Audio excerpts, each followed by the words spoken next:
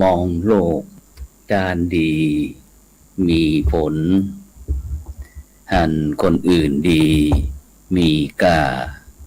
ปลูกใจให้เกิดศรัทธาตั้งหน้าทำดีมีคุณมองโลกด้านร้ายกลายกลับใจหับแต่เรื่องเครื่องคุณเหนื่อยนายเลิกล้างทางบุญชีพบุญแท้แน่เอ่ยขอกล่าวธรรมะสวัสดีกับบรรดาท่านผู้ฟังแล้วก็ท่านผู้ชมทุกท่านที่กำลังติดตามช่องธรรมะเป็นทีมทีวีออนไลน์กลุ่มพระสงฆ์อุบาสกอุบาสิการ่วมกันเผยแผ่ธรรมะออนไลน์ไลฟ์สดทั้งทาง Facebook ทั้ง YouTube แล้วก็สถานีวิทยุ FM คลื่น 104.50 เมกะเฮิรตซ์วัดไฟหินจังหวัดเชียงใหม่พร้อมถึงวิทยุเครือข่ายคลื่นสีขาว8จังหวัดภาคเหนือที่ได้ทำการไลฟ์สดไปซึ่งในค่ำคืนนี้ก็เป็นคืนวันอาทิตย์ที่21เดือนสิงหาคมปีพุทธศักราช2565เก้ากับผมอัตมภาพพระครูโสพลปริยัติก็ได้นำรายการเห็นธรรมเห็นเราเห็นธรรมมาพบกับบรรดาท่านผู้ฟังเป็นประจำทุกคืนวันอาทิตย์เวลาตั้งแต่20 นาฬิกาเป็นต้นไปจนถึงเวลาประมาณ21 นาฬิกาหรือว่า2 ทุ่มจนถึง3 ทุ่มทุกคืนวันอาทิตย์ซึ่งบรรดาท่านผู้ฟังท่านผู้ชมก็สามารถที่จะให้การสนับสนุนให้กำลังใจโดยการกดติดตามกดไลค์กดแชร์เพื่อเป็นธรรมทานยิ่งแชร์นักก็ได้บุญนักแชร์น้อยก็ได้บุญน้อยบ่แชร์ก็บ่ได้บุญหรือว่าจะร่วมบริจาคเป็นสาธารณกุศลหรือว่าร่วมในการบริหารจัดการสถานีสนับสนุนสถานีทีวีออนไลน์ของเขาก็ร่วมบริจาคที่ชื่อบัญชีก็ออมบุญออมธรรมวันละบาททางธนาคารไทยพาณิชย์เลขที่บัญชีก็145244700-8ชื่อบัญชีนั้นก็พระไทยธรรมกิจพระมหาชันชัยพรหมประดิษฐ์แล้วก็พระอาจารย์จตุรงค์ชูศรีหรือว่าแห่งบัญชีนึงก็เป็นธนาคารกสิกรไทยเลขที่บัญชีก็376225327327-2ชื่อบัญชีก็พระมหาดวงทิพย์ปริยธารีตามกำลังเจตนาซึ่งในค่ำคืนนี้ก็ออกอากาศที่วัดพระสิงห์วรมหาวิหารจังหวัดเชียงใหม่ซึ่งบรรดาท่านผู้ฟังท่านผู้ชมก็คงจะคิดเหมือนกันว่าแต่ว่านี่ก็หันออกอากาศที่วัดอินทปัญญารามบ้านกองฝ่ายอำเภอรองจังหวัดแพร่ซึ่งก็ได้เดินทางไปปฏิบัติศาสนกิจร่วมกับคณะศรัทธาญาติโยมทุก8 ค่ำไปซึ่งมีโยมพ่อเป็นศูนย์รวมจิตใจอยู่ทุกวันแฮม8 ค่ำคืน8 ค่ำทุกตลอดพรรษา3 เดือนเพื่อที่จะให้คณะศรัทธาญาติโยมได้ที่หลวงพ่อโดยการนำของหลวงพ่อพระครูวันทิตานุกุลเจ้าคณะอำเภอรองหลวงพ่อพระครูอธรกิตยานุรักษ์เจ้าวัดบัวแก้วหลวงพ่อพระครูนิวิตจิตสังวร เจ้าคณะตำบลบ้านปินพร้อมตั้งหลวงพ่อพระครูท่านอาจารย์พระครูสิริสุเมธากรรองเจ้าคณะอำเภอรองวัดบ้านปงพร้อมถึงพระมหาเถระอนุเถระได้เมตตาได้ไปเป็นองค์เป็นขวัญเป็นกำลังใจเจริญพระพุทธมนต์ครบ100 วันของพระปีบ่าวหรือว่าอ้ายบ่าวพระครูวินัยธรสุรพลสุชาโตซึ่งได้มรณภาพครบ100 วันพอดีเลยก็ได้ทำบุญแต่เจ้านี้เป็นตีเรียบร้อยแล้วก็นอกจากนั้นก็ได้นำเข้าถุงซึ่งได้รับความเมตตาจากพระครูบัณฑิตธรรมพรจากวัดพระนอนขอนตาลศักดิ์สิทธิ์ได้ร่วมอนุโมทนาเข้ามาประมาณสัก30 ถุงก็ได้ไปมอบคือกับบรรดาปู่อุ้ยแม่อุ้ยผู้สูงอายุต่างๆพร้อมถึงผู้ป่วยติดเตียงที่ในหมู่บ้านเพื่อที่จะได้ช่วยแบ่งภาระจากนักเป็นเบาพร้อมถึงไข่ไก่พ่องอย่างพ่องจากนั้นก็เพื่อที่จะอุทิศบุญส่วนกุศลไปหาตุลุงบอกว่าจะเป็นพระครูวินัยธรสุรพลสุชาโต ตรุงสนธยาแก้วคำแสนพร้อมตึงแม่อุ้ยจันฟองแก้วคำแสนเป็นที่เรียบร้อยไปจากนั้นก็ตอนนี้ก็ได้เดินทางกลับมาที่วัดประสิงห์วรมหาวิหารจังหวัดเชียงใหม่เป็นที่เรียบร้อยแล้วก็ในสำหรับในค่ำคืนนี้เราก็จะได้พบกับรายการเห็นธรรมเห็นเรานะซึ่งวันนี้นั้นก็ได้รับความเมตตาจากพระมหาเถระจากจังหวัดแพร่เช่นเดียวกันนะครับฉะนั้นในโอกาสนี้ก็ขอนิมนต์นะครับได้พบกับหลวงพ่อพระครูวิจิตรธรรมสาธกนะครับเจ้าคณะอำเภอวังจีนนะครับเจ้าอาวาสวัดสำริดที่บุญผู้รับใบอนุญาตโรงเรียนสำริดที่บุญวิทยานะครับตำบลแม่เกิงอำเภอวังจีนจังหวัดแพร่นะครับเจ้าสำนักปฏิบัติธรรมประจำจังหวัดแพร่แห่งที่14นมัสการครับท่านอาจารย์ครูครับผมครับอาจารย์ครูทุกคนครับผมสาธุครับช่วยเจ้าวัดพระอารามหลวงวัดประสิงห์วรวิหารครับผมช่วงนี้ทางวังจิ้นวังแปรฝนกำลังที่ฝนให้เนี่ยนาทำให้ตำเนี่ยให้ไถนายังครับท่านอาจารย์ครับปลูกข้าวปลูกนาอย่างเรียบร้อยหรือยังครับก็เสร็จเรียบร้อยในบางส่วนครับบางส่วนก็กำลังทำกันอยู่ครับแต่ก็น่าเป็นห่วงครับได้เข้าตั้งอำเภอสองร่องกวางเมืองนะครับน้ำป่ากำลังไหลหลากนะครับตลอดถึงอำเภอโป่งเนาะได้ข่าวครับผมน้ำทั้งหมดทั้งมวลในกลุ่มนะครับเมืองรองลองกินก็คงจะหนีบ่พ้นครับก็ยังหน้าวันวิตกอยู่หลังจากที่ศรัทธาญาติโยมได้เข้าเสร็จเรียบร้อยแล้วครับผมว่าน้ำจะมาเอวบอกก็ครับจะมาเอวเชียงใหม่ที่กลับมานี่วันนี้ก็ฝนตกครับอาจารย์ครับตอนนี้ก็ฝนตกที่วัดประสิงห์วรมหาวิหารเฮาแรงนี่ก็ตกกับตกอยู่เพราะว่าวันนี้ก็ถนนคนเดินก็รู้สึกว่าวายเจ้าน้อยหนึ่งครับเพราะว่าถนนคนเดินนี้เฮาได้ในเชียงท่านนายกทักษิณสมัยถนนคนเดินนะครับจากประตูตาแปรเข้ามาจนถึงหน้าวัดพระสิงห์วรมหาวิหารนะครับก็ได้รับความสนใจนะครับจากบรรดาพ่อค้าแม่ขายต่างๆแล้วก็ที่ภายในวัดพระสิงห์เฮานี้ก็มีการรีเชียงนะครับทุกวันเสาร์อาทิตย์แต่ช่วงนี้ฝนตกครับท่านอาจารย์ครับแล้วพระอาจารย์ครับวันนี้ศาสนกิจหลังตกเลยครับที่วันกินนี่ผมตกนักได้โอ้สาธุไฟจะไปดับเด้อแล้ววันนี้เป็นจะได้กินวันนี้สถานการณ์นั้นเป็นจะได้บ้างครับนะครับในส่วนของผมนะครับที่วัดสัมฤทธิบุญเป็นสำนักปฏิบัติธรรมประจำจังหวัดแพร่แห่งที่14วัดสัมฤทธิบุญนะครับก็มีกิจกรรมการปฏิบัติธรรมนะครับเป็นคอร์สเรียกว่า10 คืน 11 วันครับเริ่มมาตั้งแต่ครับ10 คืน 11 วันครับท่านอาจารย์ครูครับครับผมครับเริ่มมาตั้งแต่วันที่เป็นเดือนที่สำคัญคือเป็นเดือนวันที่12เป็นวันเฉลิมพระชนมพรรษาของสมเด็จพระนางเจ้าสิริกิติ์นะครับพระบรมราชินีนาถราชชนนีพันปีหลวงครับทางสำนักปฏิบัติธรรมก็มีการจัดการปฏิบัติธรรมครับตั้งแต่วันที่11เป็นต้นมาครับต่อมาปิดพอช่วงของเจ้าวันนี้ครับเมื่อ7 โมงครับอันนี้ก็เป็นกิจกรรมปฏิบัติธรรมเดือนที่แล้วก็เป็นวันเฉลิมพระชนมพรรษาของพระบาทสมเด็จพระวชิรเกล้าเจ้าอยู่หัวครับทางสำนักปฏิบัติธรรมก็มีการปฏิบัติธรรมตั้งแต่วันที่21นะครับ10 คืน 11 วันครับอันนี้คือกิจกรรมครับอย่างในช่วงเดือนต่อไปเดือนกันยาก็จะเริ่มวันที่1นะครับถึงวันที่11ครับผมครับอย่างคอร์สในวันนี้ก็ได้รับแต่ทานศรัทธาจากท่านศาสดา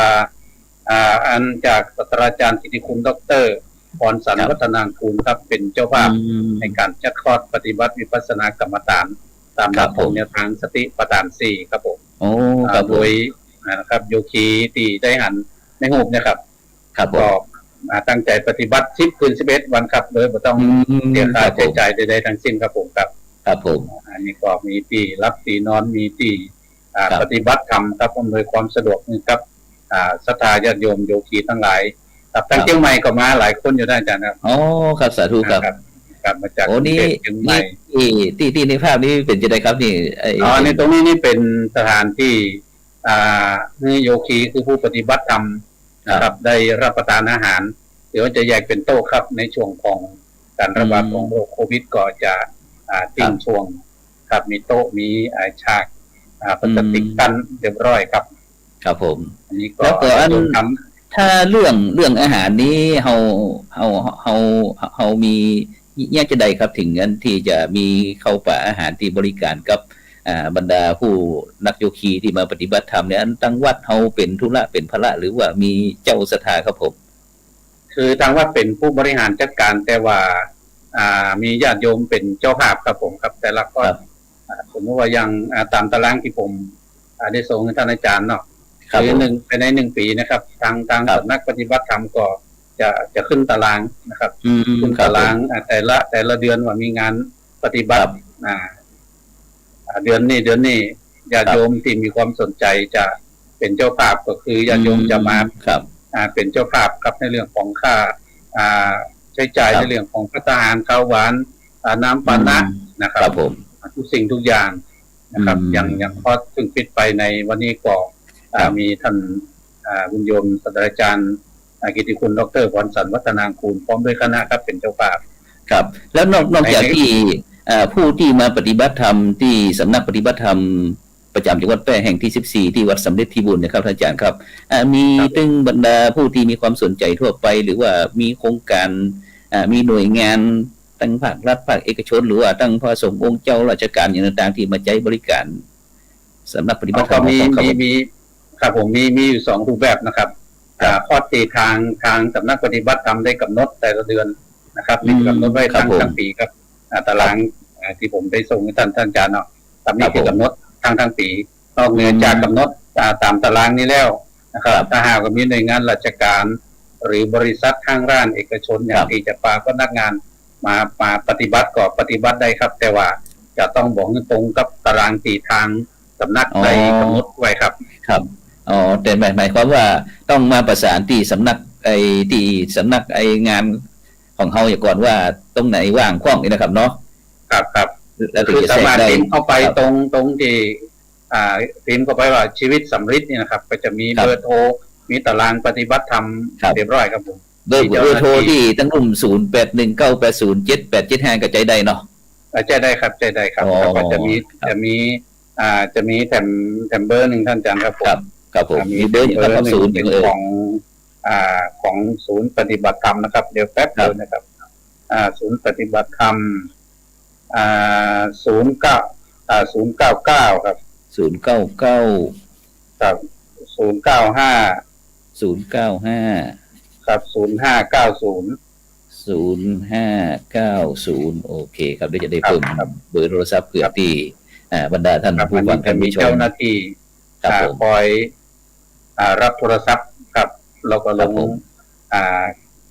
อะไรชื่อเสียงเรียมน้ำไว้ครับว่าจะมาปฏิบัติคอร์สในเดือนไหนเสร็จเรียบร้อยก็ประมาณสัก1 เดือนก็เจ้าหน้าที่ก็จะโทรศัพท์ไปติดตามว่าจะมาปฏิบัติตามที่ได้ลงตารางไว้ก่อนครับจากนั้นประมาณ1 อาทิตย์ก็จะมีเจ้าหน้าที่คอยโทรติดตามไปนะครับเพราะว่าทางสำนักเขาจะได้เตรียมที่พักที่นอนอย่างไวครบถ้วนได้บริหารจัดการในเรื่องของนะครับสถานที่ได้ถูกต้องครับผมครับผมศูนย์นี่ก็เป็นเบอร์099นะครับ099ศูนย์ปฏิบัติธรรมนะครับนี่ก็เราก็จะวิ่งที่สถานที่ติดต่อครับสำหรับสำนักปฏิบัติธรรมประจำจังหวัดแพร่นะครับแห่งที่14ต่อเจ้าหน้าที่โดยตรงเลยครับในเรื่องของครับลงสมัคร มาปฏิบัติธรรมครับผมครับครับผมนี่ก็โทรศัพท์เด้อคณะอันบรรดาท่านผู้ฟัง0819807875นะครับหรือว่าศูนย์ปฏิบัติธรรมก็0990950590นี่เด้อสามารถที่จะติดต่อเพื่อว่าจะมีกฎระเบียบจะได้พ้องนะครับครับฉะนั้นก็คงจะศาสนกิจของอาจารย์นี่ก็คงจะบ่ให้ว่างครับเพราะว่าการงานก็หนักหนาปั๊บครับเจ้าพอเป็นกรรมการเสร็จปั๊บก็ได้ไปร่วมงานนะครับไปร่วมงานของอาของพระเดชพระคุณท่านจันเจ้าคุณพระโกษัยเจติยรักษ์ครับท่านได้เสียชีวิตแล้วก็มีการประชุมเพลิงวันนี้ครับก็ได้ไปแสดงความเสียใจครับได้ไปร่วมบุญในครั้งนี้ด้วยครับครับซึ่งวันนี้ก็เอาก็ในนามของบรรดาท่านผู้ฟังท่านผู้ชมตั้งรายการเห็นธรรมเห็นเราเห็นธรรมก็ต้องกราบขอบพระคุณหลวงพ่อพระครูวิจิตรธรรมศาสตร์ทบนะครับเจ้าคณะอำเภอวังจีนเจ้าวัดสำนักวัดเสมฤทธิบุญเจ้าผู้รับใบอนุญาตโรงเรียนสำฤทธิบุญวิทยานะครับพร้อมถึงเจ้าสำนักนะครับปฏิบัติธรรมประจำจังหวัดแปร่แห่งที่14นะครับที่ได้เมตตาได้มาร่วมนะครับแลกเปลี่ยนเรียนรู้สนทนาธรรมนะครับเพราะว่าในปัจจุบันนี้เขาจะหันว่าการเผยแพร่พุทธศาสนานะครับของเขานี่ก็จำเป็นที่จะต้องมีการปรับปรุงนะครับเปลี่ยนแปลงเพื่อให้เหมาะกับยุคสมัยนะครับสิ่งหลายท่านหลายคนก็อาจจะมองไปทางด้านว่าพระสงฆ์เจ้าของเขานี่ก็บอกควรที่จะมาใจสื่ออย่างเหมือนกับตั้งโลกแต่ซึ่งถ้าหลายท่านหลายคนก็บอกว่าบางคนก็บอกว่าดีนะครับบางคนก็บอกว่าดีนะครับถ้าในมุมมองกับในมุมมองของหลวงพ่อท่านอาจารย์เจ้าคณะอำเภอบางจีนอาจารย์พระครูวิจิตรธรรมศาสตร์มีความคิดเห็นจะได้พ้องกับการในการที่พระสงฆ์องค์เนรเขาได้ใจสื่อมาใหม่แบบนี้ครับในการเผยแพร่ด้วยงานพระศาสนาเอาครับผมครับสื่อนี้ก็เรียกว่าเป็นดาบสังคมนะอาจารย์เนาะครับผมเอาใจในทุกสิ่งที่ถูกต้องเช่นใจในเรื่องของการเผยแพร่พระพุทธศาสนานะครับเผยแพร่พุทธศาสนาเป็นต้นว่าออกธรรมะทางรายการที่อาจารย์พระครูได้ดำเนินการเห็นธรรมเห็นเราเห็นธรรมเนี่ยครับครับผมก็จะเป็นประโยชน์ต่อศรัทธาญาติโยมซึ่งอยู่ที่บ้านอยู่ที่ทำงานก็สามารถฟังได้อยู่ในรถในอย่างก็สะดวกสบายนะครับตลอดถึงนะครับศรัทธาญาติโยมมีความสงสัยในเรื่องของข้อสงสัยในเรื่องของข้อวัดปฏิบัติธรรมหรือว่าในเรื่องของการปฏิบัติธรรมอย่างต่างๆนี่ก็สามารถสอบถามนะครับได้ครับแล้วก็ทำให้การเผยแพร่พุทธศาสนาเนี่ยครับเข้าถึงทุกชนชั้นทุกฐานะนะครับไม่ว่าจะเป็นเยาวชนคนเฒ่าคนแก่นะครับซึ่งปัจจุบันนี้ผมได้ได้สอบถามศรัทธาญาติโยมที่ในบริเวณรอบวัดสำฤทธิบุญ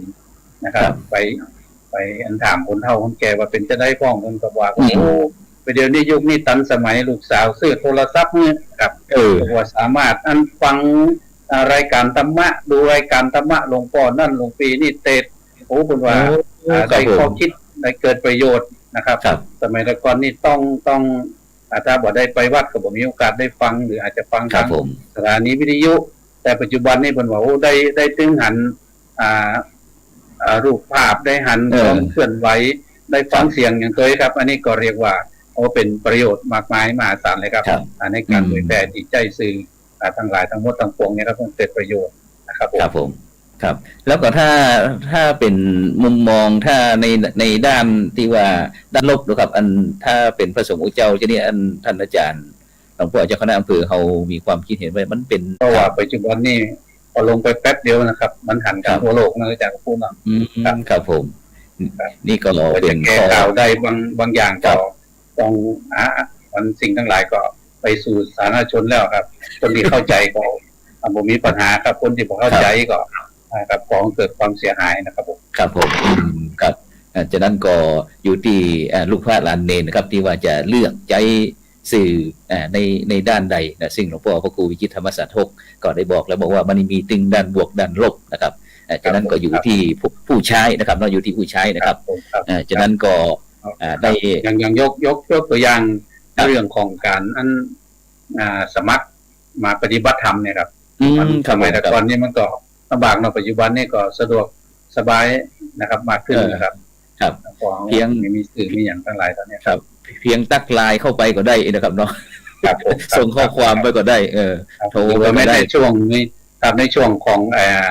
การระบาดของเชื้อไวรัสโควิดนี่ก็สื่อทั้งหลายเหล่านี้ก็เป็นประโยชน์นะครับเป็นประโยชน์แม่นครับแม่นครับครับบางเถื่อสถายญาติโยมอยากจะทำบุญนะครับบางเถื่อทำบุญบางเถื่อมาที่วัดก็บ่ได้ครับผู้เจ้าเขาจะไปหาสถายญาติโยมก็บ่ได้นะครับญาติโยมก็บอกว่าถ้าฉะนั้นก็แม้แต่ทำบุญ100 วันอาจารย์ครูครับญาติโยมมีเทศจักมาคุ้นกันก็มาหากันก็บ่ได้ก็ส่งภาพ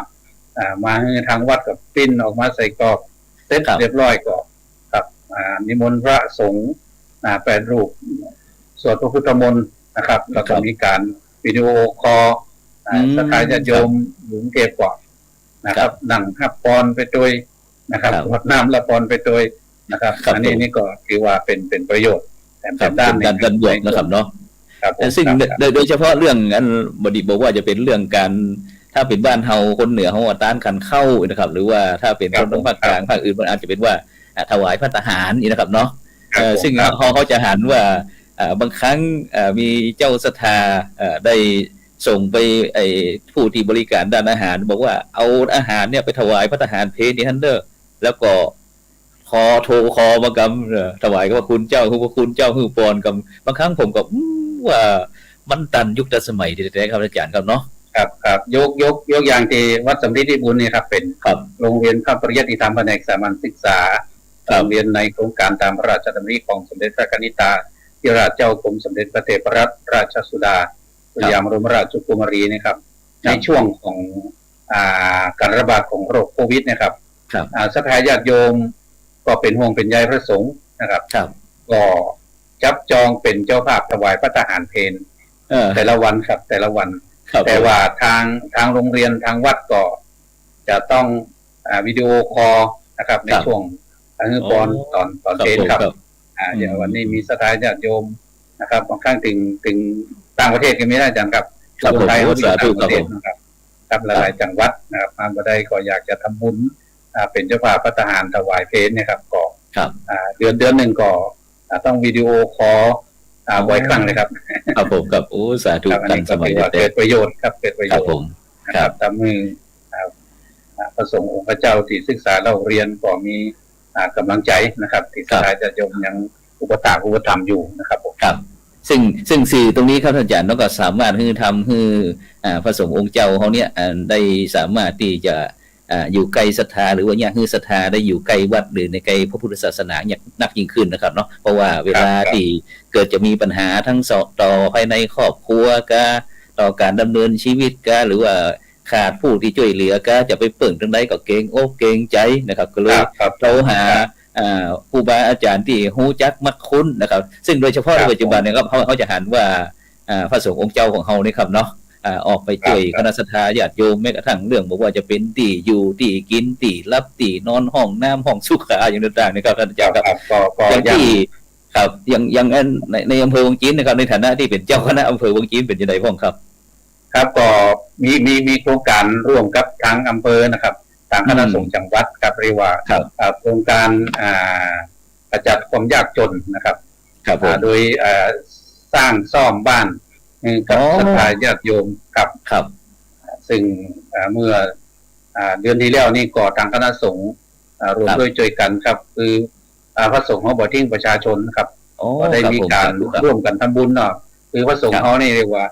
เป็นทั้งผู้รับแล้วก็เป็นทั้งผู้ให้ครับก็ร่วมกันได้หายหอมบรรเทาหายหอมปัจจัยร่วมกันในนามคณะสงฆ์อำเภอวังจีนก็มอบผ่านท่านนายอำเภอไปครับผม80,000 กว่าบาทครับเก็บแสนกันครับผมก็ให้ท่านนายอำเภอไปช่วยเหลือพี่น้องสถานญาติโยมตีบ้าน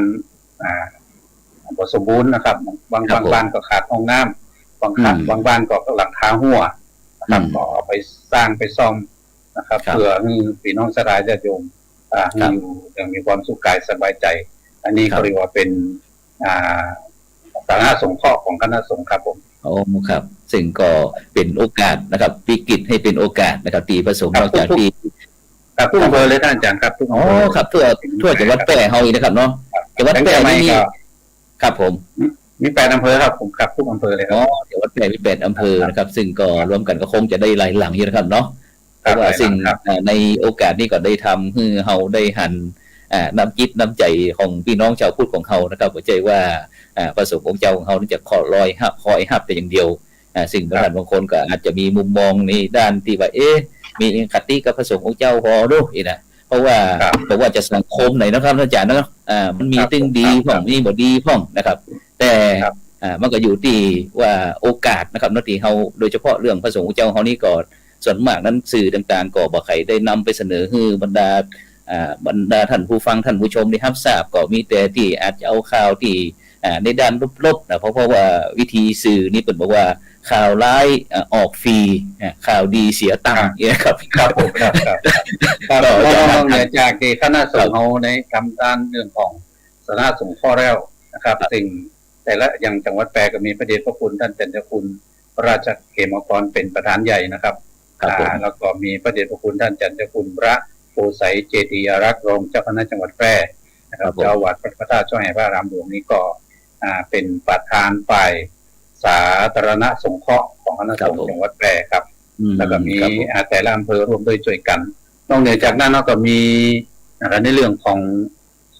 ศึกษาสงเคราะห์อาจารย์ครับครับผมศึกษาสงเคราะห์ตรงนี้น่าจะได้สถานญาติโยมทั้งหลายว่ามันหมายถึงอะไรอย่างไรครับสาธุครับดีครับดีครับเพราะว่าการปกครองคณะสงฆ์มันจะมีหลายฝ่ายนะอย่างเนาะครับผมครับสาธุครับฝ่ายที่หนึ่งก็คือปกครอง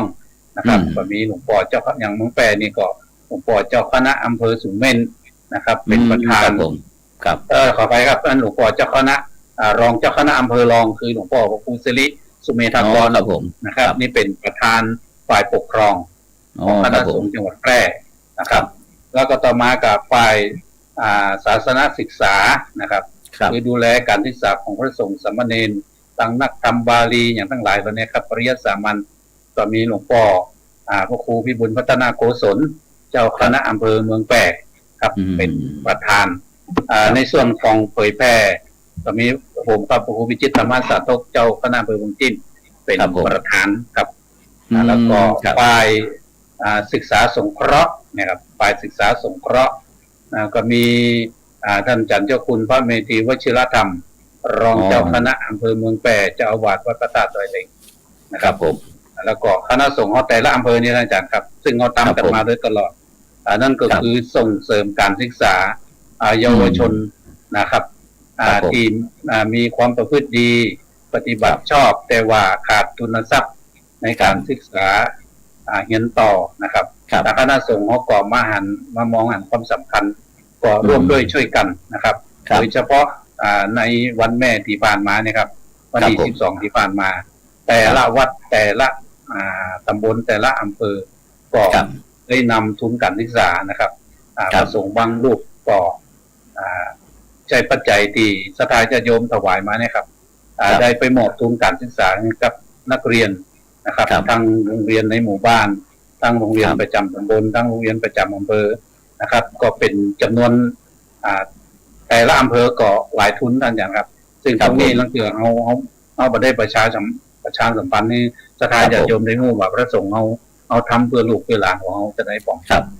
ทั้งระดับประถมมัธยมถึงระดับอุดมท่านอาจารย์ครับตรงนี้เรียกว่าเป็นศึกษาสงเคราะห์ครับครับผมครับสาธุครับช่วยกันครับแล้วก็นอกนั้นที่ทางคณะสงฆ์เราได้ร่วมด้วยช่วยกันในช่วงนี้นอกจากการศึกษาสงเคราะห์การสงเคราะห์แล้วก็นอกนั้นก็ยังมีโครงการอย่างของกับของจังหวัดแพร่นอกเหนือจากโครงการที่ว่าสาธารณสงเคราะห์แล้วก็ศึกษาสงเคราะห์แล้วนะครับโดยเฉพาะสาธารณสงเคราะห์ทางการครับในช่วงที่ผ่านมาเนาะครับตั้งแต่โควิดระบาดครับทางคณะสงฆ์ก็บริทิ้งประชาชนครับผมไปช่วยเหลือพี่น้องศรัทธาประชาชนแล้วก็นะครับโดยเฉพาะก็บางทีก็ไปร่วมกับทางราชการไปช่วยเหลือพี่น้องชาวบ้านผู้สูงวัยที่ติดบ้านติดเตียงเนี่ยครับนำสิ่งของไปช่วยเหลือพี่น้องศรัทธาประชาชน แล้วก็มาในช่วงนี้นะครับก็คณะสงฆ์เขาก็เตรียมความพร้อมนะครับครับผมว่าอยากให้มันเกิดนะครับแต่เกิดถ้ามันเกิดขึ้นมาคณะสงฆ์เขานี่จะออกไปกันทันทีเลยครับนั่นก็คือเพื่อช่วยเหลือพี่น้องที่ได้รับประสบปัญหาในอย่างของอุทกภัยนะครับน้ำท่วมน้ำปลาไหลหลากทั้งหลายตอนนี้ครับอันนี้ก็คณะสงฆ์เขาก็ได้ช่วยพี่น้องศรัทธาประชาชนนะครับนอกเหนือจากนั้นนะครับมันก็จะมีฝ่ายสาธารณูปการนะครับคณะสงฆ์เขานะครับฝ่ายสาธารณูปการก็มีหลวงพ่อเจ้าคณะอำเภอสุมเมนกับเจ้าคณะอำเภอสุมเมนพระครูโกศลวิพัฒนาคุณอันนี้ก็จะนะครับสาธารณูปการนี่ก็จะดูแลในเรื่องของการก่อสร้างห้างแปลงวัดวารามเนี่ยครับครับผมเวลาวัดอาจจะก่อสร้างห้างแปลงก็นำเสนอต่อไปสาธารณูปการก็จะนำกราบเรียนพระเดชพระคุณท่านจันทร์จังหวัดนะครับของคณะกรรมการในส่วนนี้ลงไปดูแลทำงานกันเป็นระบบครับผมก็ครับก็ง่ายว่าคณะสงฆ์จังหวัดแพร่ทำงานเป็นทีมนะครับเป็นทีมบอกได้เฉพาะรูปใดรูปหนึ่งนะครับเพื่อที่จะแบ่งเบาภาระถึงวัดบ้านราชการโรงเรียนอย่างต่างก็คือตามหลักบวรนะครับนอกจากอาจารย์เนาะครับเรียกว่า6ฝ่ายบวก1บวก1พุทธมณฑลของจังหวัดครับผมเจ้ขยายพุทธมณฑลจังหวัดแพร่กันหนึ่งครับเป็นยังไงพุทธมณฑลของจังหวัดแพร่นี่เป็นสถานที่ที่เขาจะเป็นศูนย์รวมของคณะสงฆ์คณะศรัทธาญาติโยมเหมือนกับพุทธมณฑลที่นครปฐมครับแล้วจากตรงนั้นว่ามาเป็นพุทธมณฑลประจำจังหวัดนะครับของเชียงใหม่ก็มีหน่อยอาจารย์เนาะของจังหวัดแพร่นี่ก็ตั้งอยู่ที่ใกล้ศูนย์ราชการแห่งใหม่ที่กำลังดำเนินการก่อสร้างนะครับถ้าหากว่าพี่น้องศรัทธาญาติโยมมาตั้งเมืองแพร่นะครับก็ที่ฮู้กันว่าแพะเมืองผีเนาะครับผมครับก็จะมีสถานที่สร้างพุทธมณฑลของคณะสงฆ์จังหวัดแพร่ครับที่ได้ดำเนินการสร้างไปแล้วก็มีเจดีย์มีมหาศาลานะครับหรือว่าศาลาใหญ่รับเป็นสถานที่ครับคือวัดปฏิบัติธรรมครับแล้วก็จะดำเนินการก่อสร้างนะครับต่อไปนี่เป็นศูนย์รวมของพี่น้องศรัทธาประชาชนทั้งหลายครับผมอันนี้พุทธมณฑลก็มีพระเดชพระคุณท่านจันทร์เจ้าคุณพระโกษัยเจติยรักษ์เป็นประธานในการขับเคลื่อนอยู่ครับโดยมีหลวงพ่อเจ้าคณะจังหวัดแพร่นี่จะนั่งเป็นประธานใหญ่ทุก6ฝ่ายบวก1ครับผมครับผมครับสาธุครับสาธุครับนี่ก็ได้ในฐานะที่หลวงพ่อพระครูวิจิตรธรรมสาธกนะหลวงพ่อเจ้าคณะอำเภอวังจีนจังหวัดแพร่นะก็ได้ในฐานะที่เป็นคณะสงฆ์จังหวัดแพร่นะแล้วก็ได้สนองงานคณะสงฆ์6+1นั่นก็ได้มาช่วยขยายกับบรรดาท่านผู้ฟังท่านผู้ชมที่กำลังติดตามรายการเห็นธรรมเห็นเราเห็นธรรมเพราะว่าบทบาทพระสงฆ์ในปัจจุบันนี้นักหนาป่าปานคณะศรัทธาญาติโยมทั้งหลายเพียงแต่ว่าเขาเหนือจากเขาทำหน้าที่ฝ่ายสงฆ์นี่แล้วก็ยังไปเป็นคณะกรรมการฝ่ายต่างๆท่านอาจารย์ครับแม่นครับแม่นของทางอำเภอเนาะอย่างกับผมเองนะครับเป็นกรรมการโรงเรียนนะครับเป็นกรรมการผู้ทรงคุณวุฒิของมจร.เป็นกรรมการพัฒนาคุณภาพชีวิตของอำเภอวังจิ้นนะครับแล้วก็เป็นประธานสภาวัฒนธรรมอำเภอแถมครับผมครับแล้วอาจารย์จ้ยในฐานะที่เป็นหลวงพ่อเจ้าคณะอำเภอวังจิ้นจ้ยขยายที่โรงเรียนศิลป์5ที่บ้านไร่หลวงสักหน่อยกับอาจารย์ครับศิลป์5บ้านไร่หลวงนะครับบ้านไร่หลวงนี่เป็นบ้านที่พิเศษท่านอาจารย์ครับตอนนี้ได้พิเศษจะได้ในนั่งคุยกับพระเดชพระคุณท่านจันทร์เจ้าคุณพระโกษัยเจติยรักษ์ซึ่งเป็นบ้านเกิดเมืองนอนของท่านนะครับผมครับบ้านไหลหลวงนี่เป็นบ้านที่เวลาเขาจะเข้าไปบ้านไหลหลวงนี่อยู่ในเขตอำเภอวังจิ้นแต่จะต้องผ่านเขตของสุโขทัยท่านอาจารย์ครับสุโขทัยครับเพราะว่าจะเข้ามาทางวังจิ้นก็ดีหรือว่าจะมาจากอำเภอเด่นใจก็ดีจะต้องผ่านเขตของจังหวัดสุโขทัยอำเภอศรีสัตน์ไปอำเภอศรีสัตน์ถึงจะเข้าไปบ้านไร่หลวงได้ครับในบ้านไร่หลวงนี่ก็จะมีวัดอยู่3วัดต่างๆครับครับผมนะครับมีบ้านป่าไร่หลวงบ้านไร่หลวงนะครับวัดไร่หลวงครับจากท่านไปก็จะเป็นพอมันจะเป็นชุมชนสมัยก่อนนี่ ศรัทธาญาติโยมจะมาทำเมืองเพชรเมืองพลอยกันใช่ไหมครับ อ๋อ เมืองอะไร ครับผม พลอยกันนะครับก็มาขยาย ครับผม หมู่บ้านกันประชาชนนักก็มีการสร้างวัดขึ้นครับ มีการสร้างโรงเรียนตอนเริ่มก็ไปแหมก็เป็นวัดสูงในก็มีวัดแหมอาจารย์ครับ ครับผม แล้วก็ในหมู่บ้านของไหลหลวงนะครับ ก็จะมีโบสถ์คริสต์แห่ง2 แห่งครับ ครับ ซึ่งอยู่กัน ห อ ลา ย่าย งมีความสุข ครับ กับ ครับ ระบบการบริหารจัดการของวัด โดยเฉพาะโรงเรียนอาจจะใจรักว่าบวรครับบ้านวัดโรงเรียน ครับผม โดยใจโครงการหมู่บ้านรักษาศีล 5เนี่ยครับ ครับ ซึ่งพิเศษก็คือความโชคดีของโรงเรียนไหลหลวงครับได้ได้ท่านผอซึ่งมาจากจังหวัดเชียงใหม่ท่านผออย่างก็ท่านเจ้าคุณรู้จักกันดีครับก่อนผมป้าท่านอาจารย์ผอเป็นผมรู้จักกันดีครับท่านพระครูอาจารย์พระครู เกียรติศักดิ์ชัยยนะครับผมจากศิษย์เก่าจากโรงเรียนวัฒโนไทยพยัพครับ เอาครับนี่สามารถพัฒนาโรงเรียนแล้วก็ ครับ นำนักเรียนเนี่ยครับไปสวดมนต์ทำนองสรปัญญา ครับ ได้ระดับที่ดีมากเลยครับ ครับ นะครับ แล้วก็ ได้ยินท่านผอว่าสมัยแต่ก่อนนี้โรงเรียนนี้เป็นบอกว่า ถ้าใครที่มาเป็นผอก็คือมาเพื่อขยับตำแหน่งเสร็จแล้วก็ ครับผม ขยับขยายจะรอไปนะครับฉะนั้นพอดีท่านอาจารย์ดรเกียรติศักดิ์ชัยยนะนี่เป็นสอบผู้บริหารใหม่ๆได้แล้วทีนี้เป็นได้คิวไปลงที่จังหวัดแพร่แล้วทีนี้เป็นก็เลือกมาปรึกษาว่าจะเอาเนี่ยจะได้ดีผมก็เลยบอกว่า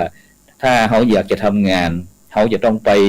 ที่มันธุระกันดารเต๊ะๆที่ว่ามันเป็นเลขศูนย์เลยเขาบ่ต้องเป็นล้อไผ่ที่เขาพัฒนาแล้วนะโดยเฉพาะเขามีโดยเฉพาะที่ท่านอาจารย์พระครูบอกว่าเป็นบ้านเกิดเมืองนอนของหลวงพ่อเจ้าคุณโกไสเจติยาลักษณ์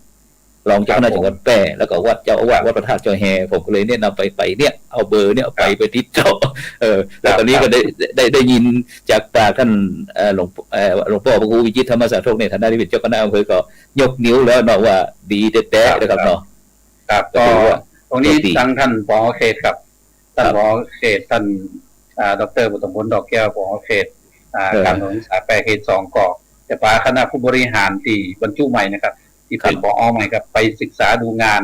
นะครับที่โรงเรียนไหลหลวงครับเพราะว่าเป็นต้นแบบในการบริหารจัดการโรงเรียนได้ดีครับครับ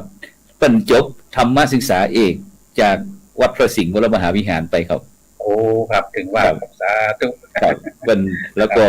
ได้เอาเพิ่นมาช่วยงานด้านภาษาอังกฤษพ่องนะครับในด้านศูนย์พุทธศาสนาวันอาทิตย์วัดพระสิงห์พ่องกับเอาเพิ่นเป็นอาจารย์พิเศษมาสอนภาษาอังกฤษเกือบละเด็กละอ่อนครับ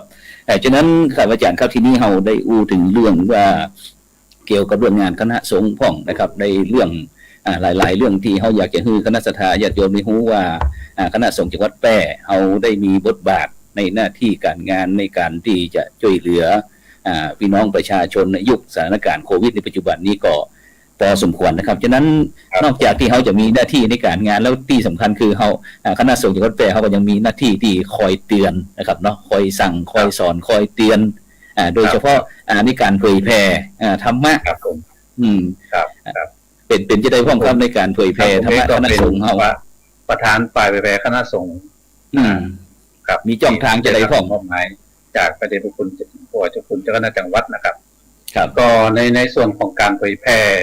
นะครับในส่วนของการเผยแผ่ของคณะสงฆ์เขาก็จะมีนะครับหน่วยอบรมประชาชนประจำตำบลทุกตำบลท่านอาจารย์ครับผมในการเผยแผ่สัจธรรมคำสั่งสอนขององค์สมเด็จพระสัมมาสัมพุทธเจ้า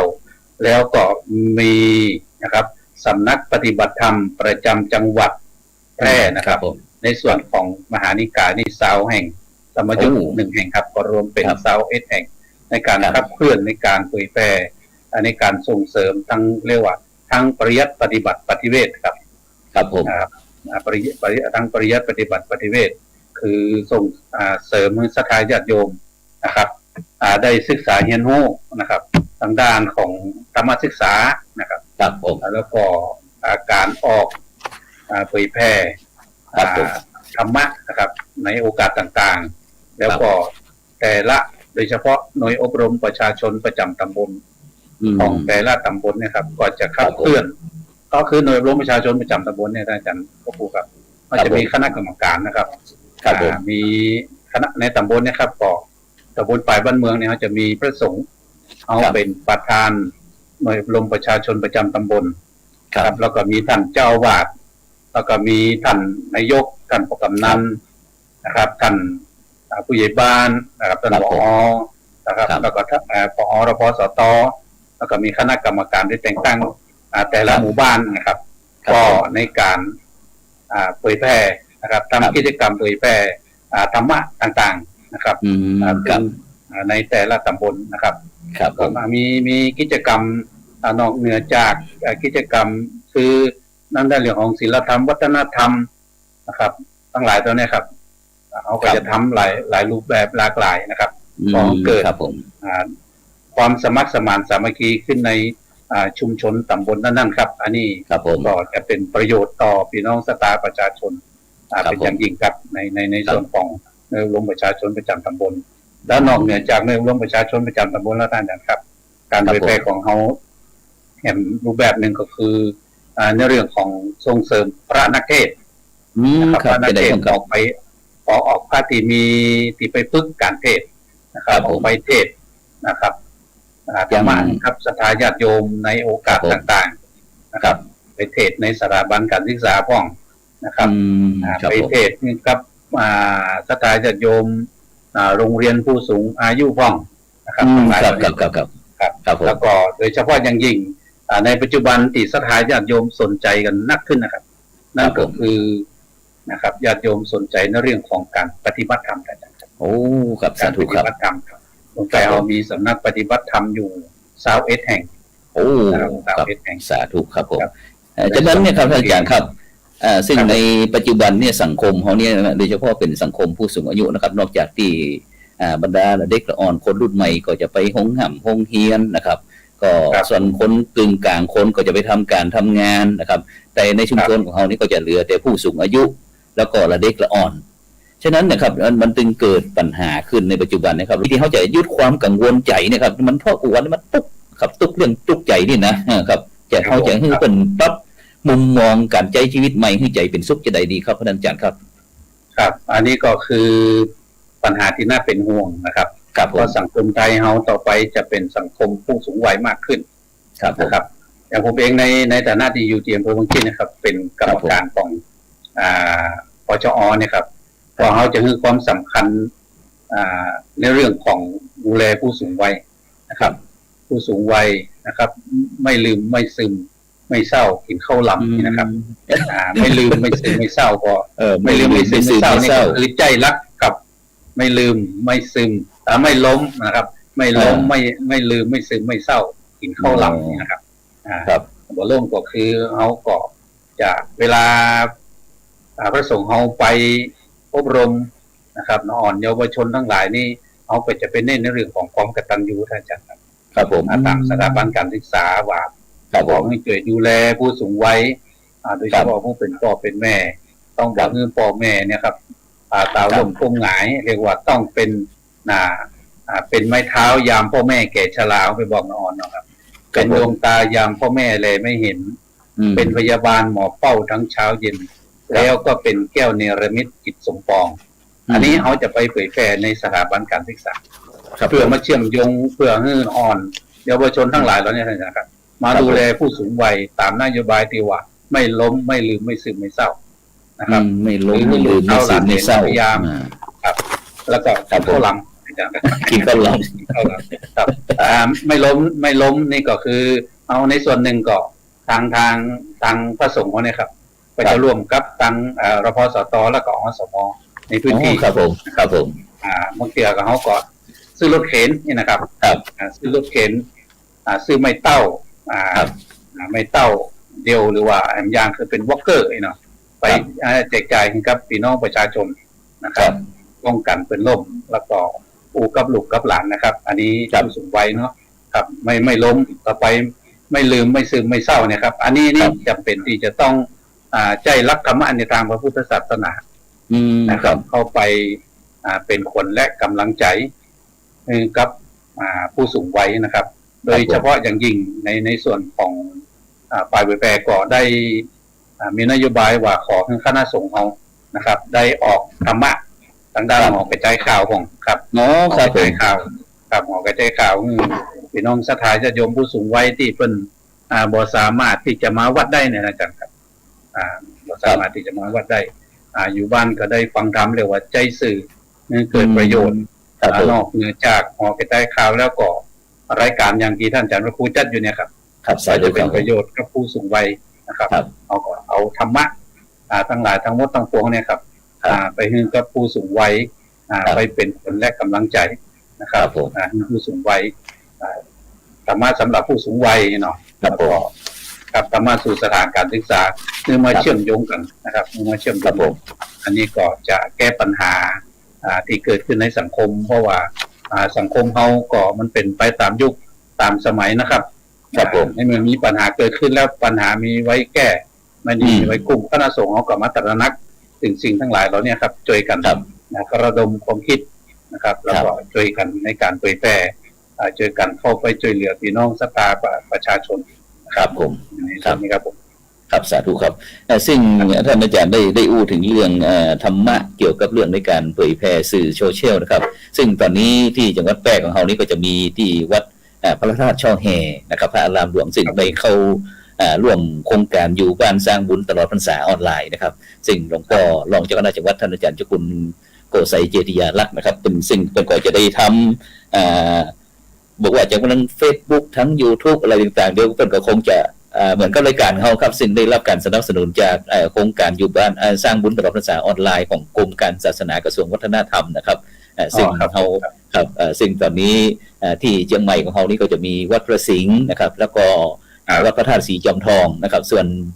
ที่ของบางแป้งเขาก็จะมีวัดวัดพระธาตุช่อแฮกับพระธาตุช่อแฮครับผมฉะนั้นตรงนี้ก็แล้วก็โดยเฉพาะวันเดียวนี้เขายังมีไลน์ครับท่านอาจารย์ครับถ้าใจไลน์เพราะว่าอย่างที่ท่านอาจารย์ได้พูดที่บอกว่าประเดี๋ยวนี้ก็อุ้ยแม่อุ้ยอีพ่ออีแม่ดีใจเพราะว่าลูกป้าลูกสาวคนซื้อมือถือใหม่ให้นะครับฉะนั้นอยากจะเสนอว่าอยากจะได้ดีว่าเขาจะใจ